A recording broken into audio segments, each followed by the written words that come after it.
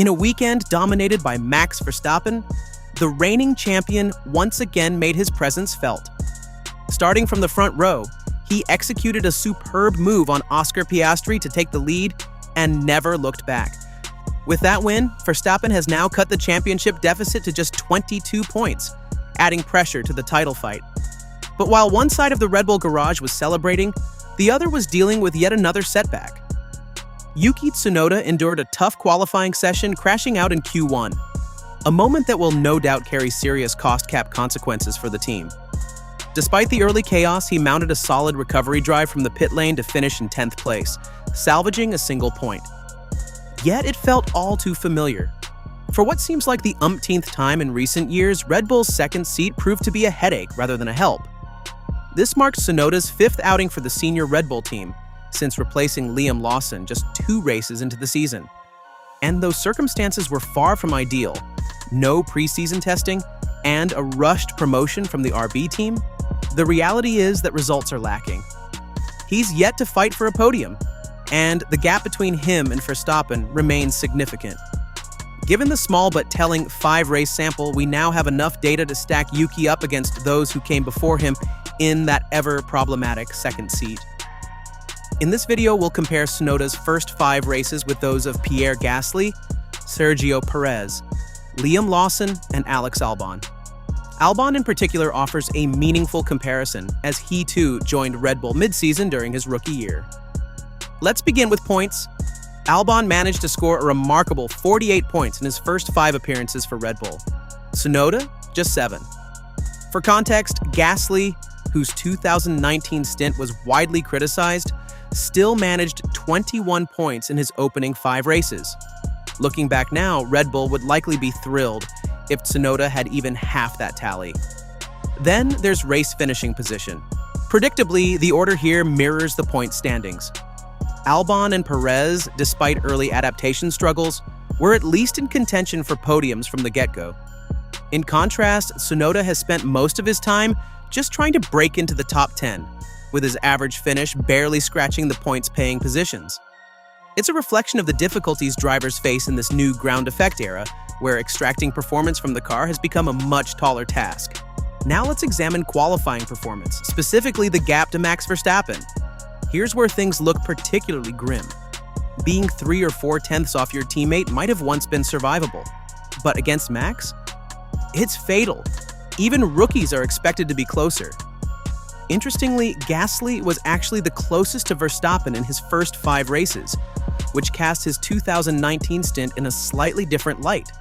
Albon's data, meanwhile, is skewed by 2 anomalous weekends, one without a Verstappen benchmark, and another with a crash that prevented a timed lap. Still, the trend is clear. As Verstappen has become more dominant and better attuned to the car, the gap between him and his teammates has only widened. Finally, let's talk about average qualifying position, a stat that really exposes the core issue with the second Red Bull seat. Max consistently fights for pole or front row starts. His teammates? Not so much. More often than not, they're stuck battling to just make Q3, or worse, being eliminated in Q1 or Q2. Among the 5 drivers, Perez is the only one who's consistently managed to stay within the top 10 in qualifying over his first 5 races. The rest, Gasly, Albon, Lawson, and now Tsunoda, were already playing catch-up from day one, fighting just to score points, not podiums. And in this era where overtaking has become increasingly difficult, starting out of position can be a death sentence for your Sunday. The significance of qualifying in modern Formula One continues to grow. And for Red Bull's second drivers, that's been a recurring problem. In their first 5 races, every recent driver occupying that second seat, including Yuki Tsunoda, has consistently started outside the top 10. It means they've been on the back foot from the start of each weekend, and despite more races and more chances, the trend hasn't meaningfully improved. Take Imola, for instance. It was the first real weekend of the season where Red Bull genuinely looked quicker than McLaren over a single lap. The field at the front was incredibly tight, as it has been all season, but Verstappen was finally able to capitalize on that 1-lap pace. Even he admitted post-race that he was surprised by how well the car managed its tires, and how aggressively he could push through each stint. Red Bull had the fastest car, and Max made it count, building a comfortable gap in every phase of the race. And yet, on the other side of the garage, it was another recovery mission for Tsunoda. Imola was supposed to be a critical weekend for Yuki. Red Bull brought a major upgrade package to the car, and Tsunoda had logged more laps around this circuit than most, thanks to past testing and racing experience in junior categories. On paper, everything was aligned for a strong performance, but once again, that promise faded early. In quarter one, Yuki overcommitted, using an excessive amount of curb on a hot lap and unsettling the car, leading to a heavy crash. Ironically, he used more curb than Piastri did on his pole lap, which says everything about how much he was pushing. This wasn't about being unable to extract pace from the car. It was a clear driver error. Overdriving before the weekend had even begun to take shape. Fortunately, Tsunoda delivered a solid comeback drive on Sunday. Starting from the pit lane at a circuit known for its lack of overtaking opportunities, he managed to cut through the field and reach the points, finishing 10th. He even made a one-stop strategy work, which, combined with timely VSCs and safety cars, helped his cause. That kind of resilience will be essential moving forward, especially with Monaco next on the calendar. Monaco demands confidence. It punishes hesitation, and even more so, recklessness. If Yuki's to avoid another weekend spoiled by early mistakes, he'll need to show restraint in qualifying and avoid putting the car into the wall before the real fight begins. When comparing Yuki's performance so far to previous second drivers like Gasly and Perez, it becomes even more disappointing. His points total after 5 races is lower than expected, and expectations were already modest. We've become so desensitized to underperformance in that second Red Bull seat that seeing it fail to contend feels like business as usual. It's hard to even imagine anyone but Max Verstappen fighting at the front for Red Bull these days, especially given how intense the competition is from McLaren and Mercedes. It's also important to remember that Verstappen himself has evolved. When Perez joined Red Bull in 2021, Max hadn't yet become a world champion. Now he's a 3-time title winner, arguably at the peak of his powers. Meanwhile, the current Red Bull car, at least in Verstappen's hands, is more refined than it was during Gasly or Albon's tenures. So while the machinery is more capable, it's also less forgiving. That makes direct comparisons even harder.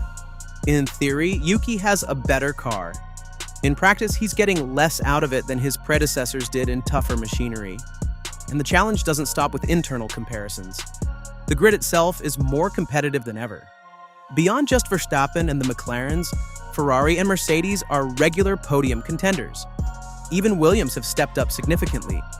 With Albon and Sainz delivering consistent points, and even flirting with podiums, it puts further pressure on Yuki. Every position matters now, and every mistake costs more than it used to. This isn't just a battle for points, it's a battle for credibility. And as of now, Yuki Tsunoda is still fighting from behind. When Yuki Tsunoda was promoted to the Red Bull seat, I doubt he imagined that Williams, of all teams, would become a genuine threat in the fight for podiums. Yet, that's the reality now. Not only is he struggling to keep pace with the top 4 teams, he can't even consistently beat Williams, who have surged forward with a competitive car and 2 strong drivers in Albon and Sainz.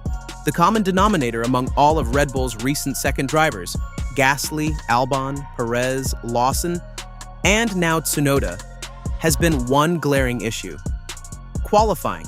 When the fuel is stripped, the track rubbered in, and you have to wring every last ounce of performance from the car. That's where the mental and physical harmony with the machine becomes absolutely critical. And that's exactly where all of them have fallen short. Sure, they usually gain ground during the race. We've seen it time and again, the second Red Bull climbing through the midfield, but that's just window dressing. Starting outside the top 10 means you're never in a position to genuinely challenge the Ferraris, McLarens, or even Max himself. It's playing catch-up in a race you were supposed to be fighting to win, and the harsh truth is there's nothing at this point to suggest Yuki will be a success in this Red Bull seat. But what even is success anymore in that second car? Given that Red Bull has a title-contending machine, surely second in the Constructors' Championship should be the bare minimum. Yet right now, they trail Mercedes by 16 points. That's a damning statistic. Now, to be fair, because I don't want this to sound like an unrelenting takedown, Yuki does bring something that a few of his predecessors lacked: If you look back at Gasly in 2019, Albon in 2020, and Lawson earlier this year, the pressure seemed to crush them mentally. Gasly was butting heads with the team. Albon looked shell-shocked in almost every interview. Lawson seemed emotionally drained after just a few starts. Yuki at least still has a fighting spirit. Perhaps it's down to his experience. He's no rookie anymore, and like Perez, he's seen how brutal the Red Bull system can be. That awareness has hardened him mentally. It doesn't excuse the results, but it does give you a glimmer of hope that he might yet turn things around. Still, the best drivers, the truly top-tier talents, show flashes of brilliance even under pressure. And so far, in 5 races, Yuki hasn't shown enough. Which brings us to the bigger dilemma. What options does Red Bull even have? Let's say Yuki continues to underwhelm, hovering around Q2, scraping into the points. Who do you bring in? Helmut Marko has suddenly started praising Hajjaj, the same driver he labeled an embarrassment after Australia. Is that really the plan? Fast-tracking him into the Red Bull seat mid-season? We already know how that usually turns out. There's also talk of Liam Blad turning 18 and potentially being thrown into F1 as soon as this summer. But rushing a teenager into one of the most high-pressure seats on the grid? That rarely ends well. And as for more seasoned drivers? Most of them are already tied up with long-term contracts. There are no top-level options realistically available for 2026. To be clear, Yuki's not been all bad. He was on track for back-to-back points finishes at the start of the season, before strategy errors in Australia and a mechanical failure in China derailed those efforts. This is not a driver incapable of scoring points. But when judged on the full picture, his adaptation to the RB21, his qualifying pace, his consistency, it's been disappointing. And unfortunately, even as a Yuki fan, I have to admit, there's nothing we've seen so far to suggest that, under this current car philosophy, he'll ever be able to truly thrive at Red Bull. The talent is there, but the environment, the car, and the expectations, they don't seem to be aligning. Anyway, that's it from me. If you enjoyed the video, comments below. And once you're done, don't forget to click on the video that's popping up on your screen right now. And don't forget to subscribe my channel.